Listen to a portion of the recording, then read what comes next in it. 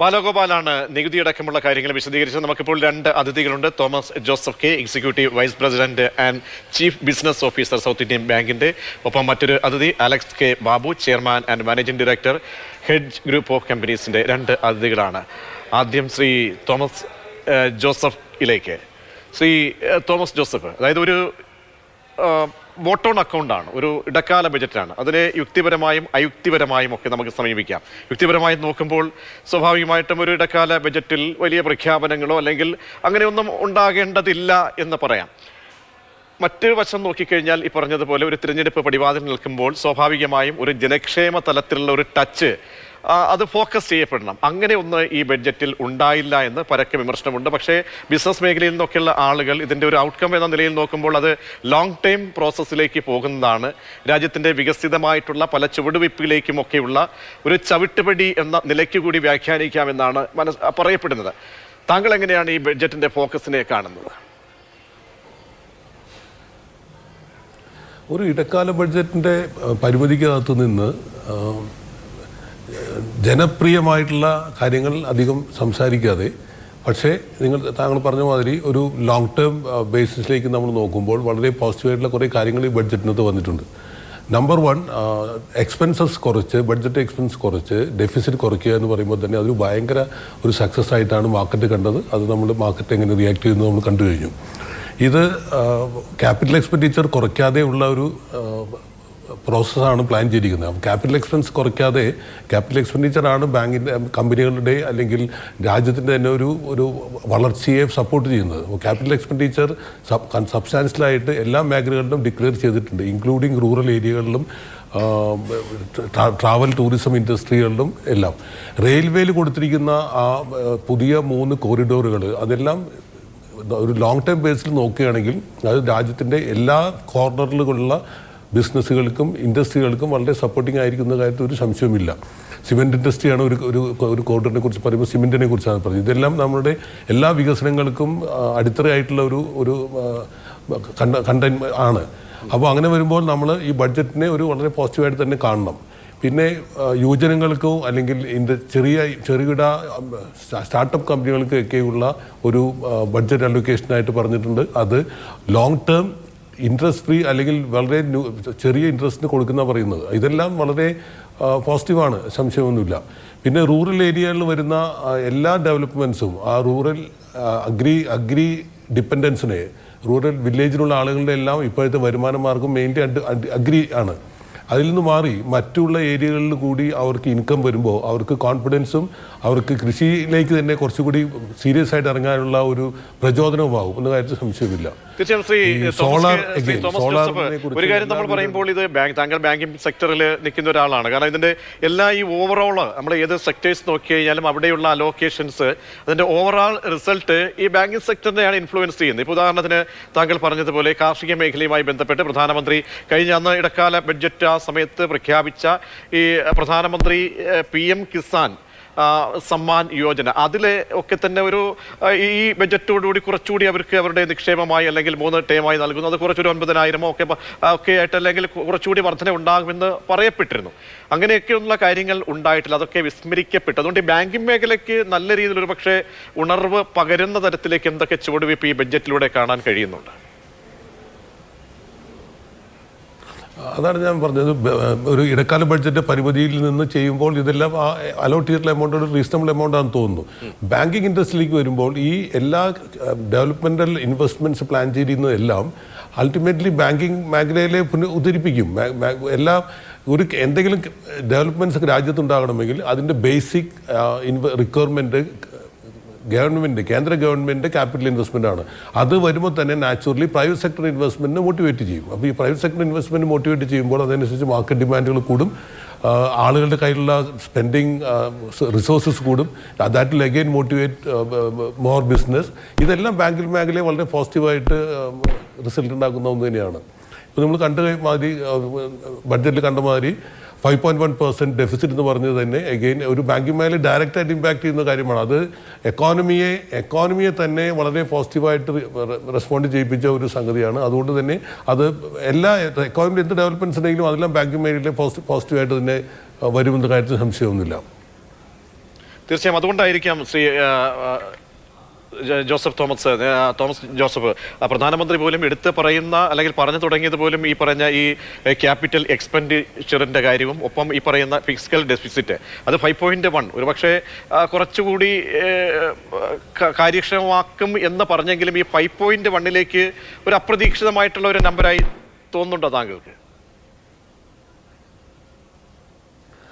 നമ്മൾ കഴിഞ്ഞ വർഷത്തെ അല്ലെങ്കിൽ നടപ്പ് വർഷത്തെ നമ്പറിൽ നിന്നും ആ 5.7 നിന്നും 5.5 കുറയുമെന്ന് പറയുമ്പോൾ അല്ലെങ്കിൽ 5.4 കുറയുമെന്ന് പറയുമ്പോൾ അത് തന്നെ ഒരു നല്ല എക്സ്പെക്ടേഷനാണ്. അതിന്റെ ബേസിസിലാണ് അടുത്ത വർഷം 5.1 ആയിട്ട് കുറയുമെന്ന് പറയുന്നത്. അപ്പോൾ അത് ഒരു അച്ചീവ് ചെയ്യാൻ പറ്റുന്ന നമ്പർ അല്ല എന്ന് എനിക്ക് തോന്നുന്നില്ല. പക്ഷെ ഒരു കാര്യം ഇവിടെ പറയും, നമ്മൾ ചില ഈ ജനക്ഷേമം എന്ന് പറയുമ്പോൾ അവിടെ ഈ പല സെക്ടേഴ്സും ഉണ്ടല്ലോ, അവിടെ ഏറ്റവും കൂടുതൽ ആളുകൾക്ക് കൊടുക്കാമായിരുന്നു. കാരണം ഈ ഓയിലിൻ്റെ കാര്യത്തിൽ ഒരു പ്രൈസിൻ്റെ കാര്യത്തിലൊക്കെ കൈവെക്കാൻ കഴിയാമായിരുന്നു. അതൊക്കെ ഈ ബഡ്ജറ്റിലൂടെ ഏതെങ്കിലും തരത്തിൽ സ്പർശിക്കപ്പെടുമായിരുന്നു എന്ന് പ്രതീക്ഷവരൊക്കെ ഉണ്ട്. കാരണം ഏതെങ്കിലും മാർക്കറ്റിലെ അന്താരാഷ്ട്ര മാർക്കറ്റിലേക്ക് ഏറ്റക്കുറച്ചിലനുസരിച്ച് ഇന്ത്യൻ സാഹചര്യത്തിൽ ഒന്ന് പരിഗണിക്കപ്പെടേണ്ട വിഷയമായിരുന്നു. അതൊക്കെ മറ്റൊരു തലത്തിലൊക്കെ ഒരു റിസൾട്ടായി മാറുമെന്ന് പ്രതീക്ഷിച്ച ആളുകളും ഉണ്ടായിരുന്നു. അതൊന്നും ഉണ്ടാകാതെ പോയത് എന്തുകൊണ്ടായിരിക്കാം? ഒരു കൂടുതലായിട്ടും ഒരു ജനക്ഷേമ തലത്തിലേക്ക് കൈവെക്കാതെ പോയത് എന്തുകൊണ്ടാണെന്ന് താങ്കൾ മനസ്സിലാക്കുന്നു? ഓയിലിൻ്റെ വില കമ്പയർ ചെയ്ത് ഇന്ത്യയിലെ ഡൊമസ്റ്റിക് ഓയിലിൻ്റെ വിലകൾ ഫിക്സ് ചെയ്യുന്നത് വളരെ കാലമായി സംസാരിച്ചുകൊണ്ടിരിക്കുന്ന സബ്ജക്റ്റാണ്. പക്ഷേ ഇപ്പോഴും അത് ഫുള്ളായിട്ട് നടപ്പായിട്ടില്ല. അത് ഒരു ഇൻ്ററിം ബഡ്ജറ്റിൽ ചെയ്യേണ്ട കാര്യമാണെന്ന് എനിക്കും തോന്നുന്നില്ല. അതെല്ലാം കുറച്ചുകൂടി വിശകലനം ചെയ്ത് അതിൻ്റെ ബെനിഫിറ്റ്സ് ആർക്ക് കിട്ടുമെന്ന് മനസ്സിലാക്കി അതൊരു ഫുൾ ബഡ്ജറ്റിലോ അല്ലെങ്കിൽ നമ്മുടെ 5 ഇയർ പ്ലാനിൽ തന്നെ പ്ലാൻ ചെയ്ത് അതിൻ്റെ റിസോഴ്സസ് എങ്ങനെ കുറയും അത് നമുക്ക് എവിടെ യൂസ് ചെയ്യാവുന്ന തരത്തിൽ പ്ലാൻ ചെയ്യേണ്ടതാണ്. അത് ഇൻ്ററിം ബഡ്ജറ്റിൽ വരുന്ന ഒരു കാര്യമാണെന്ന് എനിക്ക് തോന്നുന്നില്ല. കുറച്ച് പ്രത്യാശ അതിനെക്കുറിച്ച് ജനങ്ങൾക്ക് ഉണ്ടായിരുന്നു എന്നുള്ളത് ശരിയാണ്. ജോസഫ്, നമ്മൾ ഈ പറഞ്ഞ തൊഴിലില്ലായ്മയുടെ കാര്യത്തിൽ വളരെ പ്രധാനപ്പെട്ട ഒന്നാണ്. പക്ഷേ വിലക്കയറ്റം അത് നിയന്ത്രിക്കാനായിട്ടുണ്ട് എന്ന് അവകാശപ്പെടുകയും ചെയ്യുന്നുണ്ട്. ഈ അടിസ്ഥാനപരമായിട്ട് തൊഴിലില്ലായ്മ നിരക്ക് വളരെ തോതിൽ രാജ്യത്ത് വർദ്ധിക്കുന്നു. ഒരു 20-24 പ്രായത്തിനിടെയുള്ള ആളുകളുടെ തൊഴിലില്ലായ്മ നിരക്ക്, 30 മുതൽ 33 വയസ്സ് വരെയുള്ള ആളുകളുടെ തൊഴിലില്ലായ്മ നിരക്ക്, ഇതൊക്കെ പുതുതായി വന്ന കണക്കുകളൊക്കെ നമ്മെ അത്ഭുതപ്പെടുത്തുന്നതാണ്. ഒക്കെ ഒരുപക്ഷെ താങ്കൾ നേരത്തെ പറഞ്ഞതുപോലെ ഒരു ഇൻ്ററിം ബജറ്റാണ്. ആ ബജറ്റിൽ അത് ആ ഒരു വിശാലാർത്ഥത്തിൽ അതിൻ്റെ ഒരു ചെറിയ കാലഘട്ടത്തിലേക്ക് മാത്രമാണ്. ഒരു സർക്കാരിനെ സംബന്ധിച്ചോളം പരിമിതികൾ ഒരുപാടുണ്ട്. പക്ഷേ അത് ഫോക്കസ് ചെയ്യപ്പെടണം. ഇത് നയമെന്ന തലത്തിലൊന്ന് അവതരിപ്പിക്കപ്പെടാനോ അല്ലെങ്കിൽ വാക്കാലോ പരാമർശിക്കപ്പെടാനോ കഴിയാതെ പോയി എന്നത് ഒരു പരക്കെ ഒരു വിമർശനമായി ഉയരുന്നുണ്ട്. അതിലർത്ഥമുണ്ടോ? മേ ബി ഒരു കുറേ ശരിയാണ്, ഒരു ടു എ സർട്ടൻ എക്സ്റ്റെന്റ് ശരിയാണ്. പക്ഷേ നമ്മൾ ജോലി തേടുന്നതിൽ നിന്നും മാറി ജോലി നൽകുന്ന ഒരു വ്യവസ്ഥയിലേക്ക് മൂവ് ചെയ്യുന്നതാണ് എന്ന് എനിക്ക് തോന്നുന്നു. ഈ പറയുന്ന ഡെവലപ്മെൻറ്റ്സുകളെല്ലാം നമ്മുടെ സ്റ്റാർട്ടപ്പ് ഉള്ള എല്ലാ ഇൻവെസ്റ്റ്മെൻറ്റ്സ് പ്രപ്പോസ് ചെയ്തിട്ടുള്ളതെല്ലാം നമ്മുടെ നാട്ടിൽ ഇന്ന് വിദ്യാഭ്യാസം കഴിഞ്ഞ് എന്തെങ്കിലും കാര്യങ്ങൾക്കെല്ലാം മറ്റു സംസ്ഥാനങ്ങൾ മറ്റു രാജ്യങ്ങളിലേക്ക് പോയിക്കൊണ്ടിരിക്കുന്ന ഒരു സാഹചര്യമാണ്. അതിൽ നിന്ന് മാറി നമുക്ക് നമ്മുടെ നാട്ടിൽ തന്നെ എന്തെങ്കിലും പുതിയ പുതിയ പ്രസ്ഥാനങ്ങൾ ഉണ്ടാക്കുവാൻ സാധിക്കും. അപ്പോൾ ഒരാളൊരു ഒരു സ്റ്റാർട്ടപ്പ് സ്റ്റാർട്ട് ചെയ്താൽ അതിന് ചുറ്റും ഒരു 10 ആളുകളായിട്ട് തുടങ്ങുമ്പോൾ പിന്നെ അത് 100, 1000 വളർന്ന കുറേ എക്സ്പെരിമെൻസുകളും നമ്മുടെ ഇവിടെ നാട്ടിൽ നടന്നിട്ടുണ്ട്, സക്സസ്ഫുൾ ആയിട്ടും. അപ്പോൾ ഇത് ഈ സ്റ്റാർട്ടപ്പിനുള്ള ബഡ്ജറ്റ് അലോക്കേഷൻ ഇതെല്ലാവരും നല്ല തരത്തിൽ യൂസ് ചെയ്യുകയാണെങ്കിൽ അത് ഈ തൊഴിലില്ലായ്മയ്ക്ക് ഒരു പരിധിവരെ ഒരു പരിഹാരമാവുമെന്ന് തോന്നുന്നു. പിന്നെ എല്ലാ മേഖലകളിലും ഉള്ളവരും എസ്പെഷ്യലി കേരളം പോലുള്ള സംസ്ഥാനത്ത് നമുക്ക് ഓട്ടോമാറ്റിക്കായിട്ട് ചെയ്യാവുന്ന കുറേ കാര്യങ്ങളാണ് ട്രാവൽ അല്ലെങ്കിൽ ടൂറിസം ഇൻഡസ്ട്രി. ആ ടൂറിസം ഇൻഡസ്ട്രിയിൽ ഇപ്പോൾ ഇന്നത്തെ ബഡ്ജറ്റിൽ അല്ലെങ്കിൽ ഇടക്കാല ബഡ്ജറ്റിൽ പറഞ്ഞിട്ടുള്ള ചില കാര്യങ്ങൾ നമ്മുടെ സംസ്ഥാനത്തിന് വളരെ പ്രയോജനമാകുമെന്ന് തോന്നുന്നു. അപ്പോൾ അതൊക്കെ നമ്മളത് മാക്സിമം യൂസ് ചെയ്യാൻ പരിശ്രമിക്കുക. അതേസമയം എല്ലാ യുവജനങ്ങളും പുറം രാജ്യങ്ങളിലേക്ക് പഠിക്കാൻ എന്ന പേരിൽ പോയി അവിടെ ജോലിയും സമ്പാദിച്ച് അവിടെ കഴിയുന്ന യുവജനങ്ങൾക്ക് ഒരു ഇൻസ്പിറേഷൻ ആവും ഈ വക ബഡ്ജറ്റിൽ കൊടുത്തിട്ടുള്ള ഓരോ ഓപ്പർച്യൂണിറ്റീസും. അപ്പോൾ അത് യൂസ് ചെയ്ത് നമ്മുടെ ഇവിടെ തന്നെ ഇവിടെയുള്ള മറ്റുള്ളവർക്ക് ജോലി കൊടുക്കുന്ന ഒരു സാഹചര്യം ഉണ്ടാക്കുകയാണ് നമ്മൾ എല്ലാവരും പ്രതീക്ഷിക്കുന്നതും. ബഡ്ജറ്റിലും അതിനൊരു ആ തരത്തിലുള്ള ഡയറക്ഷൻ കൊടുത്തിട്ടുണ്ടെന്ന് എനിക്ക് തോന്നുന്നു. ശരി, ശ്രീ തോമസ് ജോസഫ് തുടരുക. അലക്സ് കെ ബാബുവിലേക്ക് പോവുകയാണ്. അവിടെ കണക്ഷൻ റെഡിയായെന്ന് മനസ്സിലാക്കുന്നു. ശ്രീ അലക്സ് കെ ബാബു, ഈ ബജറ്റിന്റെ കാരണം രണ്ടാം മോദി സർക്കാരിന്റെ അവസാന ബജറ്റാണ്, ഇടക്കാല ബജറ്റാണ്. അതിന് പരിമിതികൾ നേരത്തെ പറയുന്നത് പോലെ ഉണ്ട്. പക്ഷേ ചില പോളിസീസ് ഉണ്ട്. ഈ നയപരമായിട്ട് ഈ സർക്കാരിന്റെ പ്രൊജക്ഷൻ എന്തായിരിക്കും? കാരണം സർക്കാർ തികഞ്ഞ ആത്മവിശ്വാസം പ്രകടിപ്പിക്കുന്നു. കാരണം അടുത്ത തെരഞ്ഞെടുപ്പ് ഞങ്ങൾ തന്നെ എന്ന രീതിയിൽ ഒരു പൊളിറ്റിക്കലി ഒരു പ്രഖ്യാപനം എന്ന നിലയിലാണ് അവതരിപ്പിക്കപ്പെട്ടത്. അതുകൊണ്ട് തന്നെ അവരുടെ ഒരു ദീർഘവീക്ഷണം എന്ന നിലയിൽ ഈ ബജറ്റിന്റെ പ്രൊജക്ഷൻ എങ്ങോട്ടാണ്? സോ കഴിഞ്ഞ ഒരു 8 to 10 years ആയിട്ട് ഈ ഗവൺമെൻറ് എപ്പോഴും ഒരേ ഫോക്കസിലാണ് പോയിക്കൊണ്ടിരുന്നത്. അതായത് ഒരു ക്യാപിറ്റൽ എക്സ്പെൻഡിച്ചർ എന്ന് പറയുന്ന ഫോക്കസിലാണ് പോയിക്കൊണ്ടിരിക്കുന്നത്. നമ്മളെപ്പോഴും ബജറ്റിനെ നമ്മൾ ഡെസിഫർ ചെയ്യുമ്പോൾ നമ്മളെപ്പോഴും എക്സ്പെൻസസിൻ്റെ 2 രീതിയിലാണ് കാണുന്നത്. ക്യാപിറ്റൽ എക്സ്പെൻഡിച്ചർ ആണോ റവന്യൂ എക്സ്പെൻഡിച്ചർ ആണോ എന്ന്. കാരണം ക്യാപിറ്റൽ എക്സ്പെൻഡിച്ചർ എന്ന് പറയുന്നതാണ് നമ്മൾ ഇൻവെസ്റ്റ്മെൻറ്റ് ആയിട്ട് കാണിക്കുന്നത്. അതായത് നമ്മൾ റോഡ് ഉണ്ടാക്കുന്നു, ബിൽഡിംഗ് ഉണ്ടാക്കുന്നു. അല്ലെങ്കിൽ റവന്യൂ എക്സ്പെൻഡിച്ചർ എന്ന് പറയുന്നത് നേരെ വിപരീതമായൊരു കാര്യമാണ്. അത് നമ്മളാണ് എക്സ്പെൻഡിച്ചർ, അത് സാലറി പേ ചെയ്യുന്നു, പ്ലസ് ഓട്ടോമാറ്റിക്കലി നമ്മൾ ഫ്രീ ബീസ് എന്തെങ്കിലും കൊടുക്കുന്നു. ഇപ്പോൾ MNREG സ്കീം, ഇങ്ങനെ പറയുന്ന പല സ്കീമുകളും എല്ലാം പറഞ്ഞാൽ റവന്യൂ എക്സ്പെൻഡിച്ചറിലാണ് പോകുന്നത്. ഹിസ്റ്റോറിക്കലി എല്ലാ ഗവൺമെൻറ്റും, അത് ഈ ഗവൺമെൻറ് വരുന്നതിന് മുന്നേ, ഈ ഗവൺമെൻറ് മേ ബി 2019 വരെ ചിലപ്പോൾ അതിൻ്റേതായ ഒരു ചെറിയ ഷെയ്ഡ്സ് ഒക്കെ ഉപയോഗിച്ചിട്ടുണ്ടായിരുന്നു എന്ന് പറയുന്നത് ശരി തന്നെയാണ്. കാരണം റവന്യൂ എക്സ്പെൻഡിച്ചറിൽ ചെയ്തുകൊണ്ടിരുന്ന കുറച്ചൊരു കാര്യം കൂടെ അതിൻ്റെ അകത്ത് റവന്യൂ എക്സ്പെൻഡിച്ചറിൽ കൂടുതൽ സ്പെൻഡ് ചെയ്തിരുന്നു. പക്ഷേ 2019 ശേഷം കഴിഞ്ഞ 5 കൊല്ലമായിട്ട് മുഴുവൻ ഫോക്കസും ക്യാപിറ്റൽ എക്സ്പെൻഡിച്ചറിലാണ്. അത് റെയിൽവേ ആയിക്കോട്ടെ, ബജറ്റ്, ഡിഫൻസ് ബജറ്റ്സ് ആയിക്കോട്ടെ, ഇൻഫ്രാസ്ട്രക്ചർ ബജറ്റ്സ് ആയിക്കോട്ടെ, അതിൽ തന്നെയാണ് ഏറ്റവും കൂടുതൽ ഫോക്കസ് ചെയ്തത്.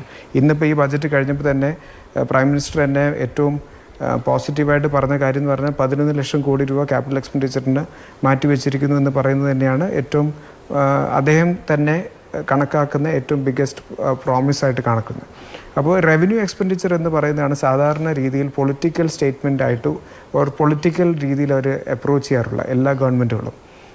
പക്ഷേ അതൊന്ന് വിപരീതമായിട്ടാണ് നടക്കുന്നത്. കാരണം മേ ബി എനിക്ക് തോന്നുന്നു ഈ കഴിഞ്ഞ സ്റ്റേറ്റ് ഇലക്ഷൻസിൽ വന്ന റിസൾട്ട്സ് അവർക്ക് പോസിറ്റീവാണ്. പ്ലസ് അതിൻ്റെ കൂടെ തന്നെ എനിക്ക് തോന്നുന്നു അവരുടെ political approach is not based on പൈസയുടെ പവറിലല്ല, പൈസ കൊടുത്തുകൊണ്ടുള്ള ഒരു പൊളിറ്റിക്കൽ അപ്രോച്ച് അല്ല. കാരണം അവരുടെ അപ്രോച്ച് തന്നെ ടോട്ടലി ഒരു ഡിഫറെൻ്റ് അപ്രോച്ചാണ്. അപ്പം ആ അപ്രോച്ചിനെ ബജറ്റായിട്ട് ലിങ്ക് ചെയ്യാൻ അവർ താല്പര്യപ്പെടുന്നില്ല എന്നുള്ളതാണ് കാണുന്നത്. തീർച്ചയായും ശ്രീ അലക്സ്, ഒരു കാര്യം കൂടി നമ്മളെല്ലാവരും വലിയ ഉത്കണ്ഠയോടുകൂടി നോക്കിക്കേണ്ടതാണ്. ഈ നികുതിയുടെ കാര്യത്തിൽ ഘടനയിൽ എന്തെങ്കിലും വ്യത്യാസമുണ്ടോ? ബെനിഫിഷ്യറീസ് ഉണ്ടായി കഴിഞ്ഞ വർഷങ്ങളിലൊക്കെ, പക്ഷേ ഈ സ്ലാബിന്റെ കാര്യത്തിൽ കഴിഞ്ഞ 4 വർഷമായിട്ടൊക്കെ ചേഞ്ച് കാര്യം ഇല്ലെന്നാണ് മനസ്സിലാക്കുന്നത്. അപ്പോൾ ഈ എന്തുകൊണ്ടാണ് ഒരു കൈവയ്ക്കാതെ ഇത്തവണ ആ മേഖല വിട്ടുകളഞ്ഞത്? കാരണം ഇന്ററിം ബഡ്ജറ്റ് ആണെങ്കിൽ പോലും. അല്ല, ഇൻട്രിം ബഡ്ജറ്റ് ആയതുകൊണ്ട് തന്നെയാണ് അത് കൈവെക്കാതിരിക്കുന്നത്. ഐ തിങ്ക് കഴിഞ്ഞ വർഷം തന്നെ കുറേ റാഷണലൈസേഷൻ ചെയ്തതാണ്. അതായത് എങ്ങനെയാണ് ആ ബഡ്ജറ്റ്, കാരണം ബോത്ത് ഡയറക്റ്റ് ടാക്സിൻ്റെ അകത്തും എസ്പെഷ്യലി ഡയറക്റ്റ് ടാക്സിൻ്റെ അകത്ത് എല്ലാത്തിൻ്റെ അകത്തും ഒരു റാഷണലൈസേഷൻ, ക്യാപിറ്റൽ ഗെയിൻസ് ടാക്സിൻ്റെ അകത്താണെങ്കിലും പേഴ്സണൽ ഇൻകം ടാക്സിൻ്റെ അകത്തും എല്ലാം കൊണ്ടുവന്ന് കഴിഞ്ഞതാണ്. അപ്പം അതിൻ്റെ അകത്ത് വീണ്ടും വേറൊരു കാര്യങ്ങൾ ചെയ്യേണ്ട ആവശ്യമുണ്ടെന്ന് തോന്നുന്നില്ല. പെർസ്പെക്റ്റീവ് എന്ത് ഡിഫറൻസാണ് വരാൻ പോകുന്നത്? ഇപ്പം 5 ലക്ഷം എന്നുള്ളത് ഒരു 5.5 ലക്ഷം ആയതുകൊണ്ട് എന്താണ് വ്യത്യാസം വരാൻ പോകുന്നത്? ആർക്കും 5 എന്നുള്ള 6 ആയാൽ തന്നെ വലിയ വ്യത്യാസങ്ങളൊന്നും വരാൻ പോകുന്നില്ല. ബോത്ത് സൈഡ്സ് ഓഫ് ദ രണ്ട് പേർക്കും, അതായത് കൺസ്യൂമറിനാണെങ്കിലും ഗവൺമെൻറ്റിനാണെങ്കിലും. അപ്പോൾ അതുകൊണ്ട് അതിലേക്ക് തൊടാണ്ടിരുന്നത് അതുകൊണ്ട് തന്നെയാണെന്നാണ് ഞാൻ വിശ്വസിക്കുന്നത്. പിന്നെ എങ്കിലും ഇത് വീണ്ടും പറയുന്ന പോലെ ഇതൊരു വോട്ടർ അക്കൗണ്ട് മാത്രമാണ്. ഈ ജൂൺ ജൂലൈയോടുകൂടെ ഫുൾ ബജറ്റ് വരും. ആ ഫുൾ ബജറ്റ് വരുമ്പോഴായിരിക്കും പുതിയ സർക്കാരിൻ്റെ പെർസ്പെക്റ്റീവ് നമുക്ക് അറിയാൻ പറ്റുക. എനിക്ക് തോന്നുന്നു ക്യാപിറ്റൽ എക്സ്പെൻഡിച്ചർ ഡെഫിനറ്റ്ലി അതിൻ്റെ അത് കണ്ടിന്യൂ ചെയ്യുന്നതന്നെയാണ് കാണുന്നത്. പക്ഷേ മേ ബി അടുത്ത 5 ഇയറിൻ്റെ ഒരു റോഡ് മാപ്പും കൂടെ ആ ബജറ്റിൽ കൂടുതൽ നമുക്ക് ഡീറ്റെയിൽസ് കിട്ടുന്നതാണ് നമുക്ക് കാണാൻ സാധിക്കുന്നത്. ഈ ബജറ്റിൻ്റെ അത് ഡീറ്റെയിൽസ് ഒന്നും ഉണ്ടായിട്ടില്ല. പക്ഷേ ഈ ബജറ്റിൻ്റെ മെയിൻ ടേക്ക് അവേ ഞാൻ പറഞ്ഞുതരാം. മെയിൻ ടേക്ക് അവേ എന്ന് പറഞ്ഞാൽ ഫിസിക്കൽ കൺസോൾട്ടേഷനാണ്. കാരണം ബോറോയിങ് കുറച്ചുകൊണ്ട് ഫിസിക്കൽ പ്രൂഡൻസ് കാണിച്ചുകൊണ്ട് 5.8% ഫിസിക്കൽ ഡെഫിസിറ്റിലേക്ക്, അതായത് കഴിഞ്ഞ നമ്മുടെ ബജറ്റിൽ FY24 ബജറ്റിൽ പറയുന്നത് 5.9 ആണ്. അതിൻ്റെ ഒരു 0.1% കുറച്ചുകൊണ്ട് 5.8 പറയുകയും അടുത്ത വർഷം 5.1-ഉം FY26 4.5-ലേക്കാണ് ഒരു ട്രാജക്ടറി ഇട്ടിരിക്കുന്നത്. അപ്പോൾ അത് തന്നെ കാണാവുന്നത് വളരെ സ്ട്രോങ് ആയിട്ടുള്ള ഒരു എന്താ പറയുക, ഒരു ഫിനാൻഷ്യൽ പ്രൂഡൻസ് കൊണ്ടുവരുന്ന ഒരു ഗവൺമെൻറ്റിനെയാണ് നമുക്ക് ഫോക്കസ് ചെയ്യാനുള്ളത്. ഇതിൻ്റെ ഇമ്പാക്റ്റ് ഇന്ന് ക്യാപിറ്റൽ മാർക്കറ്റിൽ ഓൾറെഡി ഇമ്പാക്റ്റ് വരികയും ചെയ്തു. ക്യാപിറ്റൽ മാർക്കറ്റിൽ വന്ന ഇമ്പാക്റ്റ് എന്ന് പറയുന്നതാണ് അതായത് ഗവൺമെൻറ് ബോറോയിങ് അത് government bond yield 10-15 basis points അത് 7.2 ഉണ്ടായിരുന്നു 7.05 കുറയുകയും ചെയ്തു.